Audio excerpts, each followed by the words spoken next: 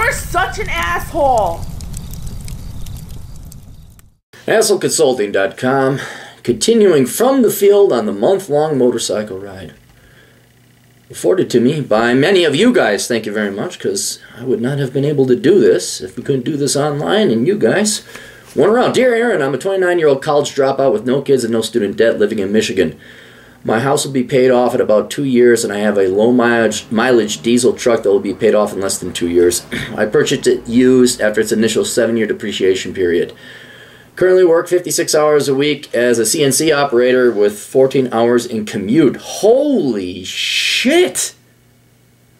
Dude, what, an hour of each way? Fuck! I also spent about 14 hours flipping cars and doing basic mechanical work out of my one-car garage. You don't have any time to yourself, man. My next step is deciding what am I going to do after I am debt-free, as I don't see myself working for someone else. Waiting for retirement and old age to go try to enjoy life. I've tossed around a couple ideas. One would be selling my house. I bought it back in 2011. I could sell for $70,000, nearly doubling what I paid for it. All right, what shitty-ass house did you pay $30,000 for? Oh, my God. Then I could move north and buy a cheap place for cash that is closer to family and friends where it's much cheaper to live. A buddy of mine said he would employ me part-time doing a job I used to enjoy, giving me plenty of free time, but a limited minimum wage budget to travel and save for actual retirement. Well, okay, that won't work because you're 29. You need to save up some money for retirement, no matter how minimalist you are. Whether or not you're Reddit or not, poor rich's retirement, the absolute minimum you can get by with as a sole individual, and you don't have a lot of health problems, it was $175,000. So you're not going to accrue that. You need to find some. So that's not going to cover it. The second option is selling the house and becoming a mobile vendor, since I have a low mileage truck capable of pulling a large trailer with living quarters around the country, or swap meets, car shows, and off-road events following the seasons. Without giving out what my idea is, I won't even tell people what it's not related to. You would have an initial investment of about $25,000 for equipment. There's minimal overhead and material costs. It could be run by one person, two at most. I could also use the empty space in the trailer to deliver vehicles or smaller items for people from place to place. This would provide a decent income and allow me to travel, see places, and meet people. Curious on your opinion on the traveling entrepreneur. Is it too high risk, or am I still young enough to roll the dice? Well, I got to know what the idea is, and you just have to trust me not to say. We can email about that later. But right off the bat, look, there's the right way and the wrong way about going and testing out entrepreneurial ideas, and that is you want to test it. Everybody likes, oh, I'll just drive around and do the pickup truck, and I'll get my CDL, and you know, like I had one kid, he thought he was going to grab his lawnscaping equipment, and trail it from Michigan, he's from Michigan as well, down south during winter, and he'd make money off of the old people there cutting their yards. I'm like, dude, that just sounds like fucking hell, and your shit's going to get stolen, and you don't have the clientele. Where are you going to stay? This smells like that. So unless you have a really great idea, and you're like, yeah, the cash flow's going to come in, you don't want your dreams overriding the financial and accounting reality that you ain't going to make the fucking money. So I'm very skeptical of all businesses. And look at me, half my business ventures have failed, but when I did it, I made sure I didn't invest a lot of money. My venture, you know, again, Silver Dollar Bikini, I think the most I lost on that was $500. Here, try trailering around. See, that's a commodity people need. They need you to transport things. And you do have the assets to do that. You know, like transport motorcycles or furniture or something. You know, you could go on Craigslist, but you're going to have to get insured and bonded and all that other stuff. There's marketing. There's a website. Have you thought about all that? So I did have some other questions for you. Well, what part of Michigan in that you can buy a house for $30,000? And the only place I could think of is Detroit. Also, what do you make as a CNC operator? Is it union? And if you moved up to your family, would you still be able to work as a CNC operator? I'm just outside the suburbs of Flint, and I bought the place for $32,000 almost 7 years ago, and I've put about $6,000 in repairs. What is this shit, man? Just fucking hell! You Democrats just ruin everything. A house for 32, and now it's up to 70. I'm not besmirching you. I'm just shocked at the housing prices. I mean, Detroit was the shit, man. That was like in the 60s and the 50s. That was the shit. Oh, and don't think it's just the Democrats, but you government, you union types. We're never going to stick your hand. We're not going to think about. See ya, bye. Here we come, Alabama and Mississippi and Japan. Oh. My neighbor bought his on a larger lot for 60 or 50K 6 months before I did, and just sold it for 126K. All right, so you're probably, yeah, you could at least sell for 70. My job is not union. I like to keep the product private. We make a required thing for some clients. They pay $15 an hour for the night shift, time and a half, over 40. And double time on Sunday with decent benefits. It's about 1 hour each way, but I carpool rotating vehicles weekly with 2 co-workers. If I moved north, I would not be doing CNC work. It would most likely be auto parts retail for $9 an hour. There's no big money to be made up there, which is what brought me down here in the first place. But yeah, 15 is not big money either, dude. I mean, it's enough. I mean, you could totally live off of that, especially you start getting into the double time and all that. You can make a pretty good salary. Since I'd be living in a house that is paid off, I think I could get by on the pay. I would have plenty of time to visit family, friends, but not much of a budget for travel. Okay, what are you, 29? Dude, and here's the good thing. You didn't fuck up. There's no fuck up. It's not like you got kids or payments. You diddled some gal and now she's fucking suing you for child support and it's a nightmare. You got dirt cheap living. Your commute is a bitch. What the hell? Sell your house and move up north. No, because you're too young to go back home. Not living in with your folks. There's no future for you there. There's none. $9 an hour. I've been in northern half of Michigan.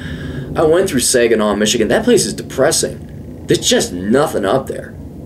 Again, it makes me hate Democrat governors and government because there's just you could see the buildings that were like at one time manufacturing, producing a shit ton of goods, and now it's just dead. I want to go back north. There's no future there.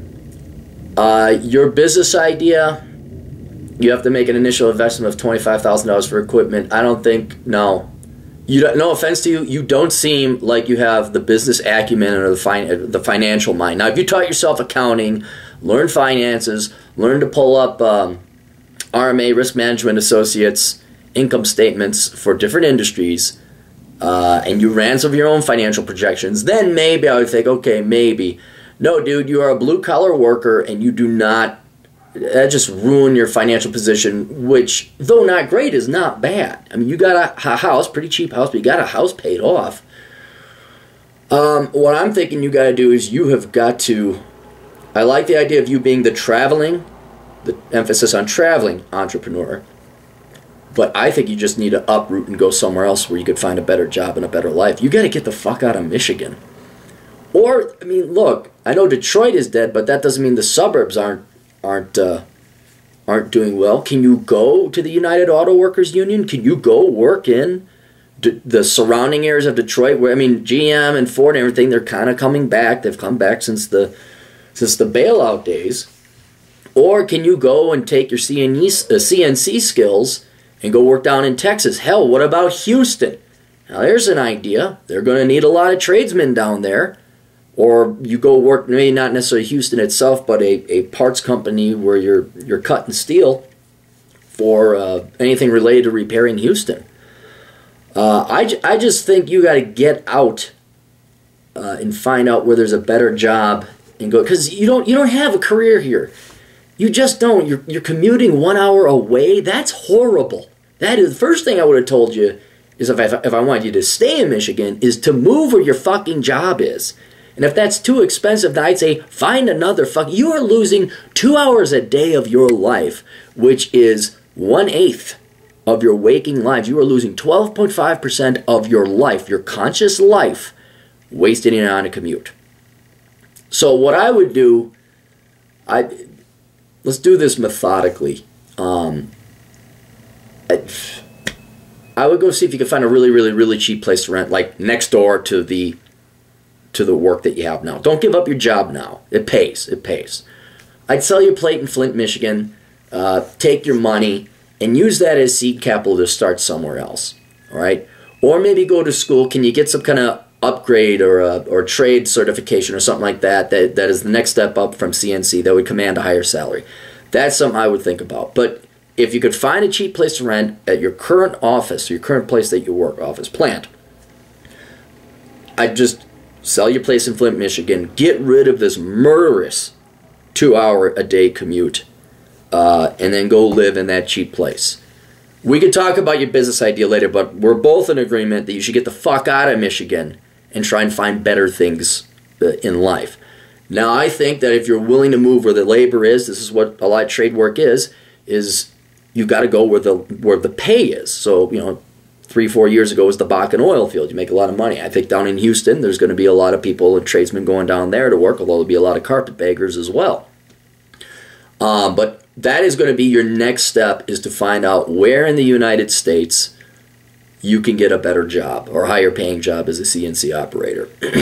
So, Craigslist, look for jobs, Indeed.com, whatever, Monster.com, you know how to find that. Keep working your current job that you're working now. Just start saving up more and more money. That's fine. Have you thought about this? Like, if you work overtime, what about the 2 hours a day you're commuting? What if you just spent that you make more money, you make a significant amount more money. Build up your reserves, right? Build up your cash, and then start looking around and say, all right, where in the United States is a little bit better? Then you'll have cash. Then you could fly out of Detroit, go to Dallas, rent a car, take an interview. You could fly out to Phoenix, rent a car, get another interview. You could start scoping around. Don't use the company's computers to look for jobs. And then, you don't want to give up this job in Michigan until you have another job, but then, get the fuck out of Michigan.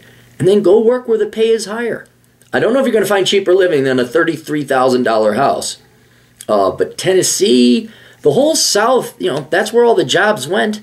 They all went south because it's, cheaper labor and it's warmer down there. You don't have to deal with fucking winter ever again. So that's what I would do. Now, your business idea, that could be the wild card. It could be the greatest idea I've ever heard. I'm like, oh my God, yes, you have to do this. But let's do that on the side. But yeah, that just sucks, man. It just sucks.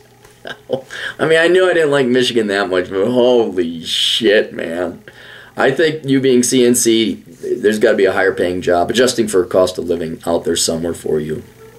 So yeah, get rid of the house, move closer to work. Don't move back up north for $9 fucking an hour. Honest to God, you can make more. You can make more than that babysitting. I'm not joking. And then your plot, which isn't going to be today or tomorrow, but like within a year, is to find a better job somewhere in the United States, move the fuck out, and just never deal with winter or this shitty situation again. So, all right. I wish I could say, yeah, go do the entrepreneurial thing, but I just can't. And don't move back home, not $9 an hour. And you have this little bit of traveling you want to do, and I absolutely agree with you. But the only thing I could think of, I know your body's going to take a toll. Down the road, you're going to have to think of something more white-collar work. So maybe accounting wouldn't be the worst thing, for you to take. I don't know if you have an interest in accounting or maybe programming or something like that, but not today or tomorrow, and certainly not within the next year. But maybe, we get a little bit of free time. Start thinking about that. Throw some thought into that. Like, okay, I torqued my back, or I can't use my arm anymore, or I get arthritis, and now you can't do physical labor. What is it you'd like to do at 50? That's going to ensure that you're not unemployed or skillless. So again, the world of computers and accounting. For the love of God, do not go major in business. Oh, the white girl, you got business degree. No, don't do business. But that's something down the road. So, all right, hope that helped out. We'll see you kids later. Doodles.